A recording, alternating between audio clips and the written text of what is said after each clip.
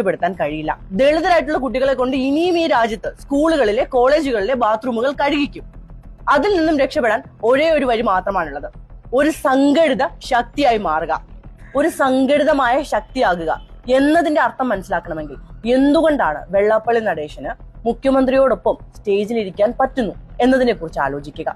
എന്തുകൊണ്ടാണ് NSS പോലുള്ള സംഘടനകൾക്ക് അടുത്ത മുഖ്യമന്ത്രി ആരാകണമെന്നും തങ്ങളുടെ പക്ഷത്തു നിന്ന് വേണം അടുത്ത മുഖ്യമന്ത്രി എന്ന അവകാശങ്ങൾ മുന്നോട്ട് വെക്കാനും എന്തുകൊണ്ട് സാധിക്കുന്നുവെന്ന് മനസ്സിലാക്കണം. എന്തുകൊണ്ടാണ് സഭകൾക്ക് ഞങ്ങളുടെ പ്രതിനിധിയെ മേയറാക്കണമെന്ന് വാശി പിടിക്കാൻ സാധിക്കുന്നത് എന്ന് മനസ്സിലാക്കണം. എന്തുകൊണ്ടാണ് മുസ്ലിം ലീഗ് ഇവിടുത്തെ ഇലക്ട്രൽ പൊളിറ്റിക്സിൽ ഒരു സംഘടിത ശക്തിയായി നിലനിൽക്കുന്നു എന്നതിന്റെ യാഥാർത്ഥ്യം മനസ്സിലാക്കണം. ഒരു സംഘടിത ശക്തിയായി ഇലക്ട്രൽ പൊളിറ്റിക്സിൽ നിങ്ങൾ ഇടം നേടും വരെ നിങ്ങളുടെ കുട്ടികളെ കൊണ്ട് അവർ ഇനിയും ബാത്റൂം കഴുകിക്കും. മികച്ച വിദ്യാഭ്യാസവും ഉയർന്ന ക്വാളിഫിക്കേഷനും ഉണ്ടായിട്ടും നിങ്ങളുടെ കുട്ടികൾക്ക് ജാതി അധിക്ഷേപം കാരണം ജോലി വിട്ട് ഓടേണ്ടി വരും. സംഘടിക്കുക, ഇലക്ട്രൽ പൊളിറ്റിക്സിൽ ഒരു പവർ ആക്സസ് കൈകാര്യം ചെയ്യുക. അത് മാത്രമാണ് ഒരു ജനാധിപത്യ രാജ്യത്ത് നിങ്ങൾക്ക് നിലയും വിലയും തരാൻ പോകുന്നത്.